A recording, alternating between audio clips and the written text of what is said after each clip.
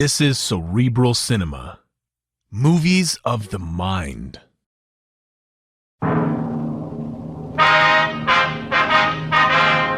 Sound off for Chesterfield. Chesterfield, first with premium quality and best for you. Chesterfield brings you Dragnet.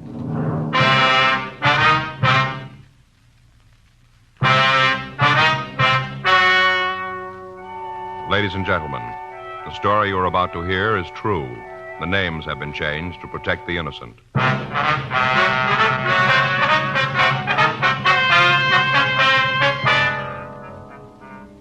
You're a detective sergeant. You're assigned a missing persons detail. You get a call that a man is missing. He failed to return from his work the day before. There are no leads to his whereabouts. Your job, find him.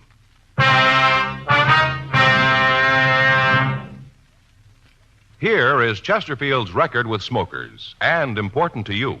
No adverse effects to the nose, throat, and sinuses from smoking Chesterfield. That's the report of a doctor who has been examining a group of Chesterfield smokers for a full year and 2 months as a part of a program supervised by a responsible independent research laboratory. Don't you want to try a cigarette with a record like this? Chesterfield, first with premium quality. Chesterfield, first choice of young America. And that's from a survey made in 274 colleges and universities. Try Chesterfields today. Chesterfield, regular or king size. They're much milder and best for you.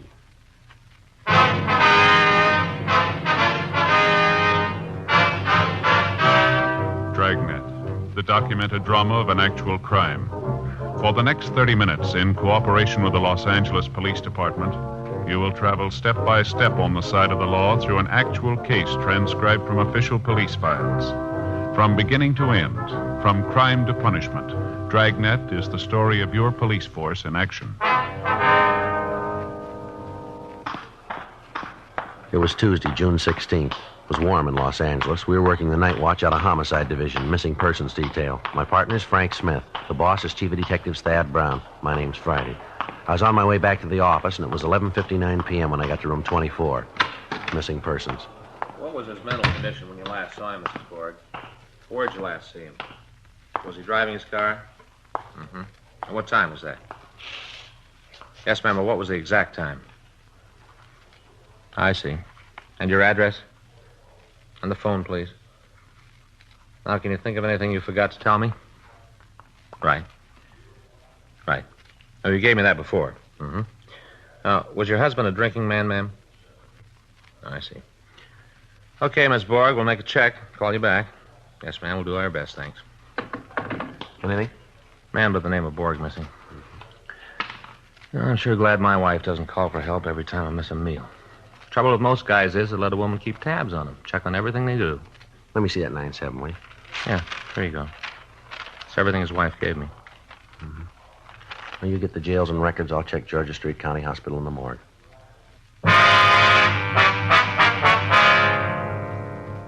It looked like a routine investigation. Lots of things can keep a man from getting home. A few drinks, sick friend, unexpected business conference, a flat tire on an isolated road, maybe just boredom. But there are other things that can keep a man from getting home. It had to be checked out. Henry Borg, 51, male, white American, address 1571 East Berendo Street, had failed to return home at the usual time on Monday. His wife called one of the men he worked with and found that he hadn't been at work all day that day. He still hadn't come home the next afternoon. She called us. I checked the Gaga file to see if he was one of our regular customers, mental case or alcoholic. He wasn't. Frank and I checked the jails, the hospitals, and the morgue. They had no record of him there. No John Does fitting his description. And Borg had no criminal record. We could assume that he was at least alive. Frank called Mrs. Borg back, told her not to worry, and asked her to call us immediately if she heard from her husband. Wednesday, 3:10 p.m., still no word of Henry Borg. The day watch had made another check of the jails, the hospitals, and the morgue. Mrs. Borg called 3 times. The day watch officer's notes described her as very upset. I called her back and asked her to come in the next day to file a missing persons report. I asked her also to bring in the best picture she had of her husband. Thursday, 2:40 p.m. Mrs. Borg was waiting with Frank when I got to work. She'd already filled out the Form 316. She was holding an aging Pekingese dog in her arms. Joe, this is Mrs. Borg. How are you, ma'am? My partner, Joe Friday, ma'am. Hello, Officer Friday. I talked to Mr. Smith and filled out the paper. Here's that picture you wanted. Oh, yes. Thank you very much, ma'am. It's a good likeness. Mm-hmm. Now, Miss Borg, I see here that you haven't put anything down under personal habits for your husband. Well, I don't understand. Well, does your husband drink at all, ma'am? Henry? No.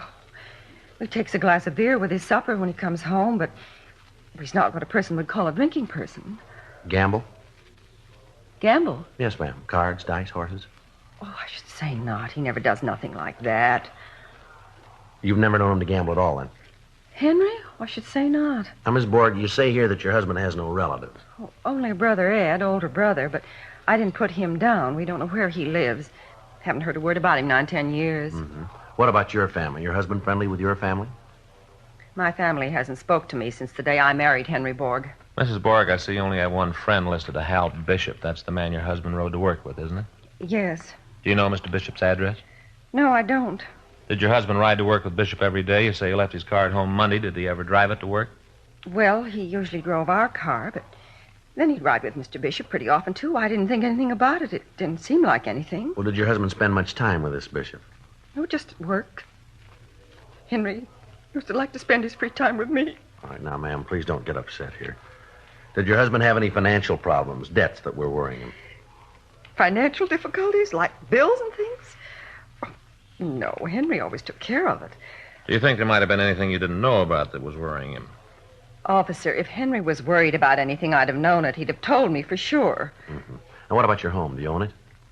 What do you mean? Was there a mortgage on it, I mean? Yes. Do you have the pink slip on your car? No. Well, is it possible that your husband was behind in the payments? No, he would have told me. Well, did he owe money down where he worked? No, not that I know of. His job, maybe. Was he worried about that? Mr. Snyder, that's his boss. Well, he always said Henry would have a job as long as he was in the contracting business. Henry makes good wages. Mm-hmm. Now, you say here his mental condition was good. Has that ever been poor? You ever know your husband to black out? How do you mean, black out? Well, has he ever suffered from lapse of memory? Is there any history of epilepsy in his family? History of epilepsy? Oh, no, not Henry. Why, he's a healthy man. He hasn't had a sick day. Now, Miss Borg, have you and your husband been getting along lately? What do you mean by a thing like that, officer? You think Henry and I had a fight, and that's why he left. Is that what you think? No, ma'am. We don't think anything here, but these are the things we have to check out. Well, it's a waste of time. Don't you think I'd have already told you that? If Henry and I'd had a fight, I'd have told you first off. It's the first thing I'd have said. Yes, ma'am. Something's happened to my husband, officer. I just know it. Something's happened to him. Did you and your husband go out together much, ma'am? Well, one night last month we went to the Coconut Grove, there in the Ambassador Hotel, and we used to go to the movies pretty regular. Was he in the habit of leaving the house at night alone? No, just when he went out with Francine. Francine? Well, yes, our Pekingese here.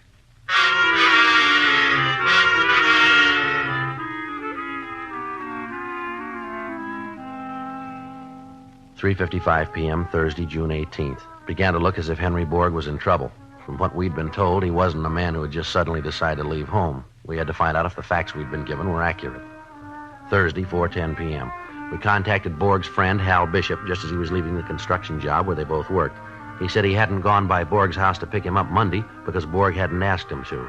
The way they worked it, Borg always told him the day before if he wanted to ride.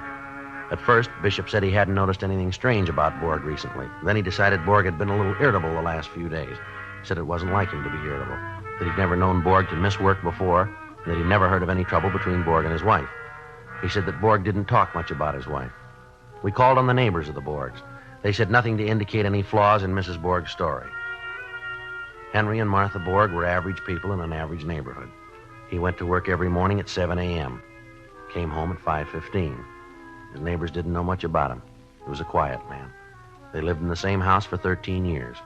Martha Borg was 47, maybe 48. They never had visitors. After 13 years in the same neighborhood, she apparently had no close friends. Two of her neighbors had noticed that in the past year, Martha Borg would leave her house 3 or 4 times a week at 11 a.m. Always at 11 a.m. She invariably got back before her husband did. The neighbors said she usually brought some shopping home with her. They did go out frequently in the evenings. However, there were no reports of family trouble between Martha and Henry Borg. Thursday, 6:20 p.m. We talked to Adolf Wernicke, whose grocery store was on the corner a half a block from the Borg home. They'd been trading with him ever since they moved to the neighborhood. I don't know what to tell you about Mr. Borg, officer. He always seemed like a nice fellow to me. Didn't say much, but nice. Sure is funny, him disappearing like that. You got any idea if he had any trouble with his wife? No, that wife, she's a funny one. Different from Mr. Borg as day and night. Well, how's that, sir? Oh, I don't know. High hat, sort of. She's all right, I guess. Kind of show-off, though.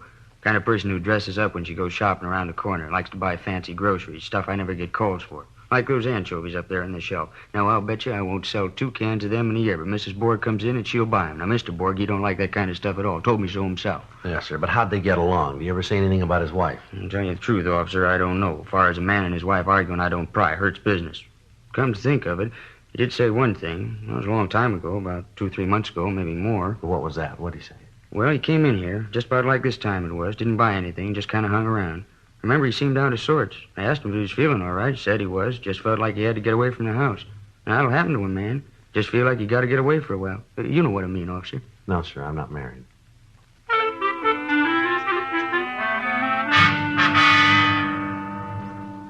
Thursday, 7:50 p.m. Borg's description and the circumstances of his disappearance have been broadcast to all units. Still no word.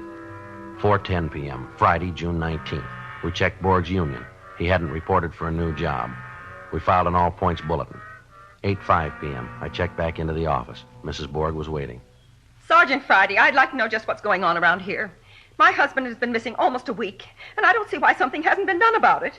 If you can't find my husband, then why don't they put more men on this case? This is a terrible thing. I'm a woman alone, and the police haven't done a single thing. My husband may be dead. He may be dead, and nobody's doing anything about it. In my work, you hear it every day, but you can't get mad. It's against regulations, and you can't blame them either. They're in trouble, so you let them talk. You try to explain. They don't listen, but you try. Well, we're doing all we can, ma'am. They're always talking these days about giving policemen more money. It seems to me there are certain policemen who aren't even earning the money they get right now. Yes, ma'am. What are you doing for my husband? Miss Borg, here's the file on it. Now, we've made regular checks on the hospitals, the jails, and the morgues. Thursday night, when you came in to file that Form 316, we had a complete description of your husband broadcast to all radio units in the city. It was teletyped to every police division. Today, we sent out an all-points bulletin over the state wire. Every police department, sheriff's office, and highway patrol unit in the state knows that your husband is missing. Here, you can see the bulletin right here, ma'am. Now, in these cases, ma'am, we start with nothing. We don't know where they've gone or why they've gone. Most of them turn up by themselves. Some of them don't. We do everything we can to find the ones that don't. Miss Borg, there are 4,000 police officers in this city looking for your husband.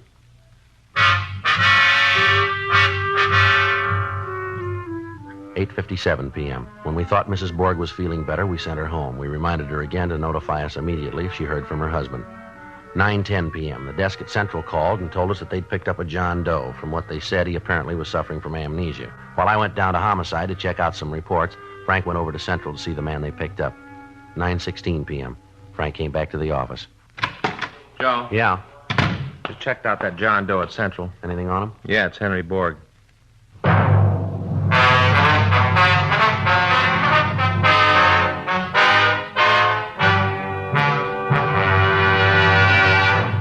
You are listening to Dragnet, the authentic story of your police force in action.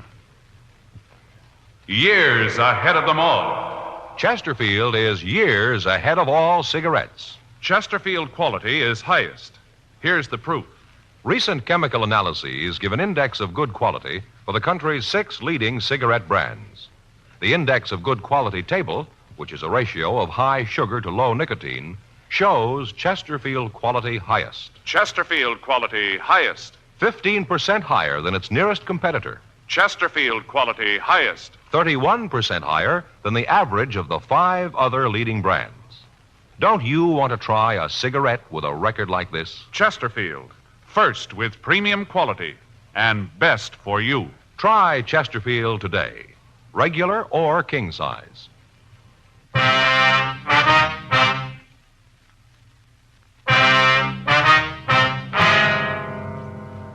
9:18 p.m. Officers Gorman and Mayer brought in Henry Borg, alias John Doe. They found him wandering around in the 900 block down on South Spring Street, the financial district.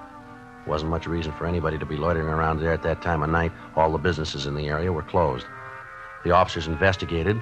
When they questioned the suspect, he would not or could not reply. They took him to Central Division, where the watch commander, Lieutenant Hale, had him shaken down. His wallet was missing. No papers, no identification. In his pockets, the officers found 8 cents, a key ring, and several keys. No cigarettes, no matches. He was dressed in a good quality worsted suit, very rumpled. No tie, no hat. Gorman and Mayer had rolled his prints at the city hall and sent them to latent prints for classification. During this time, no one let him know that we had any idea who he was. The 2 officers that had picked him up stood by. Frank and I walked over to where he was sitting. Do you know who you are? Feel sick? Been drinking, maybe? Would you have a rough night? Look, if you can talk, mister, I think you better make things a lot simpler here. We're trying to help you. How about telling us who you are? Maybe there's something wrong with you, mister, but we don't think so. We want to know who you are. We want you to tell us. If you don't, the only thing we can do is let them book you at city jail as a John Doe. That's the law. Now, look, if you're trying to hide something, if you're wanted, we're going to know it in a few minutes anyhow. If you want to wait, we'll wait it out with you. You want us to think you're an amnesia case, is that it? Well, maybe you got a good reason, but it won't work. I've been in this department a long time. I've seen a lot of phony amnesia cases. I've only seen one real one, and he didn't act like you.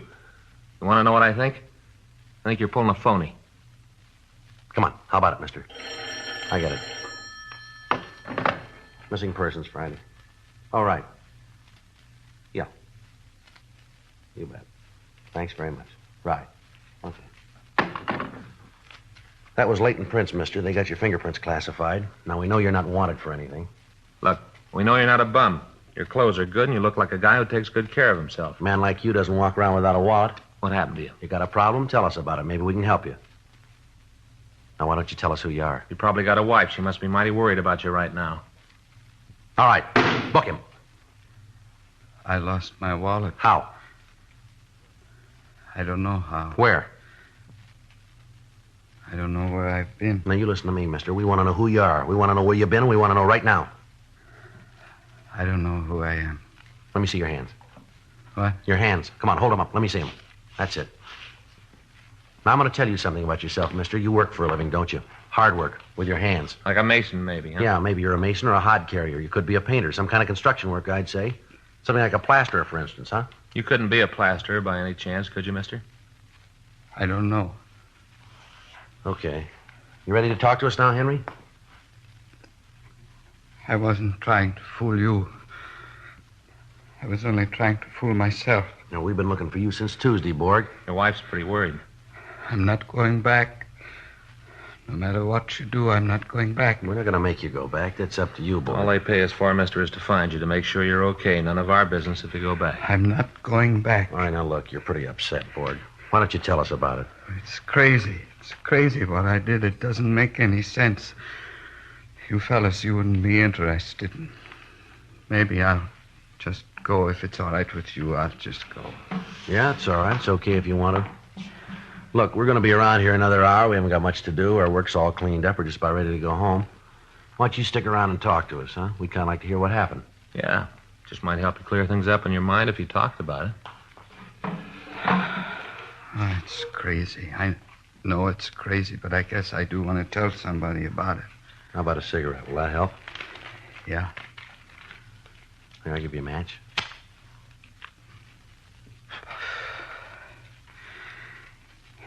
I am a man 50 years old. I work hard. I learned my trade as a boy of 16. I've been at it ever since. My wife and me, we got a new car. We got our own home, almost paid for. A man my age, when he gets home nights, he wants to take it easy. Read the paper, watch the television. Bought a $400 TV, 21-inch screen. Yeah. You want to know what happens when I get home? She wants to go out. It don't make any difference how tired I am. It don't make any difference if I've been working hard all day. She wants to go out. Do you know what that's like? Well, it doesn't sound like the reason a man would leave home, boy. I don't mind it once in a while, if it was just once in a while, but she's after me every minute I'm home. Here for the last few years, it's been every night. I don't know what's come over her. She didn't used to be like that. Martha used to be a sensible woman. Now she acts silly like a young girl. She's different. Goes in for fancy clothes, all kinds of fancy food, even anchovies, and I don't like anchovies. Last month, I swear, she even made me take her down to the Ambassador Hotel. Imagine me at the Ambassador Hotel. All I ever hear from her is we've just got a few years left to have our fling. I don't want any fling. I'm a plasterer. That's hard work. I get home, I want to rest. It isn't like I cared if she goes out. She goes to the movies almost every day. Goes before noon, she tells me, before the prices go up. I don't care about the money. I want her to have a good time, the clothes, the things like that. I don't care. I love my wife. I guess you think I'm crazy after what I did, but I love my wife. I see, sir. And that dog, that Francine, what kind of a name is that for a dog? You ought to hear her talk to it like it was a person. How long you had the dog, Borg? I don't know, 2-3 years. Well, the reason I ask, it seems funny that you just decided to leave home last Monday. Dog's been around 2 or 3 years. The ambassador thing was last month, you said. Well, what did it? It was the lessons. Lessons? The dancing lessons. What? But there's this social club up around Pico and Figueroa. People go there to dance. People our age, she says. Only I can't dance. That's when she gets this idea I gotta take dancing lessons. Did you ever hear of anything like that? A man my age has got to take dancing lessons? That's when you left. That was Sunday afternoon, when she got this idea. She kept picking at me all afternoon. It really got me. I thought about it all night. I couldn't sleep. Monday morning, I just didn't go to work. I got drunk instead. Got sick, too. Just couldn't think of anything else to do. I guess you know the rest. I lost my tie, my wallet, lost my hat, too. And they picked me up. I was just kind of wandering around when they picked me up. Seems like a shame when a man can't even go home.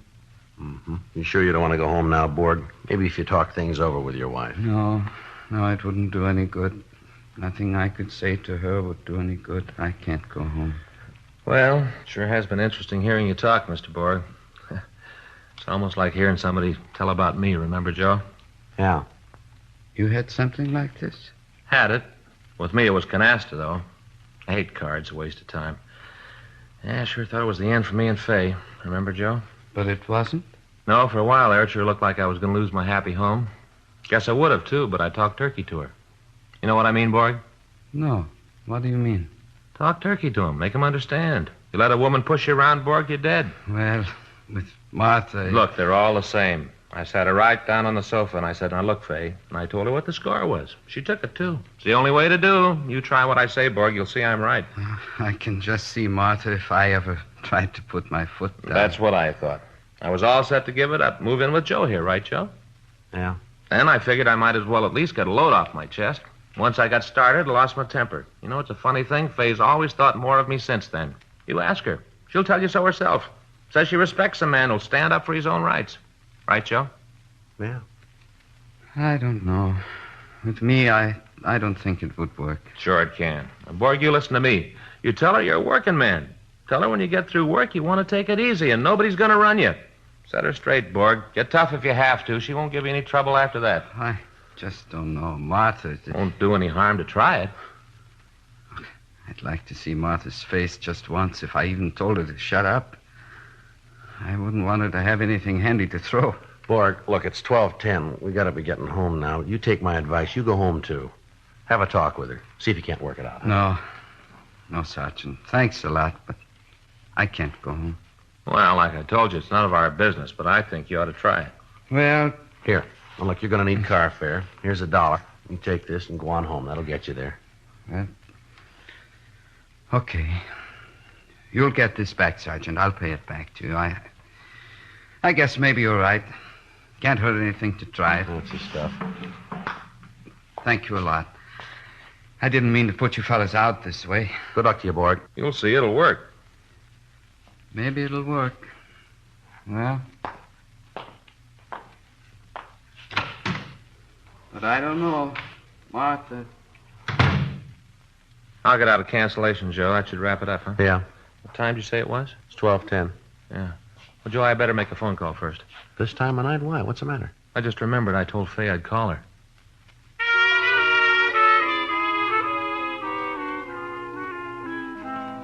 Friday, July 28th. A month had passed since Henry Borg had left our office to go home.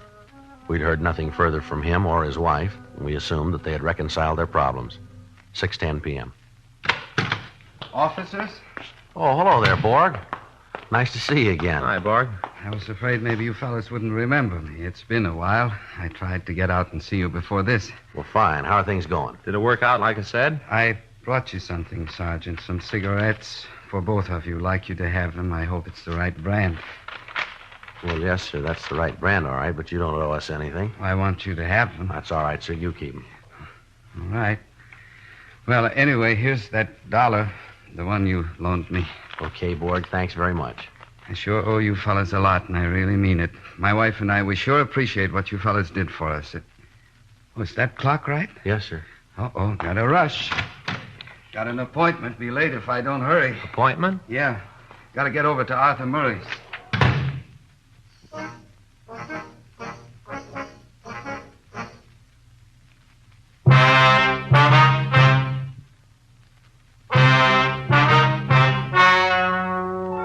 The story you have just heard is true.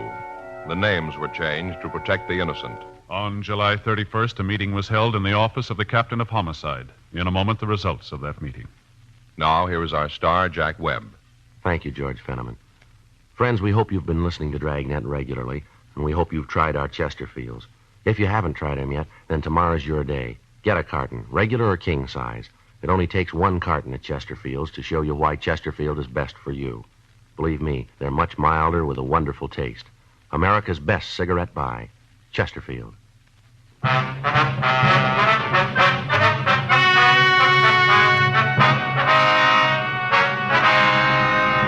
Since the subject, Henry George Borg, had committed no crime, he was not held, and the case was officially marked closed.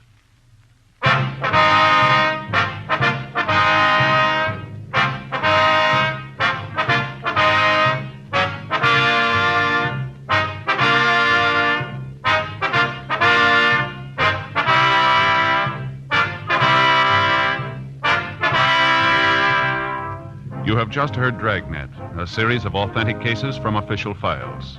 Technical advice comes from the Office of Chief of Police W.H. Parker, Los Angeles Police Department. Technical advisors Captain Jack Donahoe, Sergeant Marty Wynn, Sergeant Vance Brasher. Heard tonight were Ben Alexander, Vic Perrin, Irene Tedrow. Script by Paul Coates. Music by Walter Schumann. Hal Gibney speaking. For a million laughs, tune in Chesterfield's Martin and Lewis show Tuesday on this same NBC station. And sound off for Chesterfield's, either regular or king size. You'll find premium quality Chesterfield's much milder. Chesterfield is best for you. By special request, Dragnet is being sent to our servicemen and women all over the world. Chesterfield has brought you Dragnet, transcribed from Los Angeles.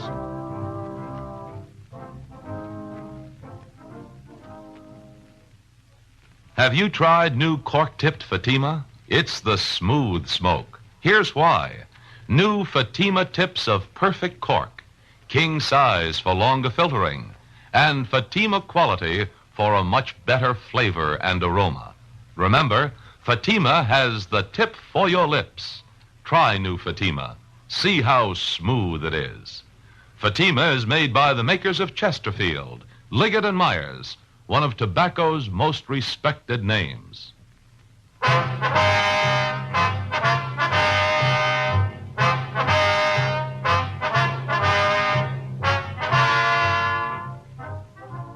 Cerebral Cinema hopes you have enjoyed this movie of the mind.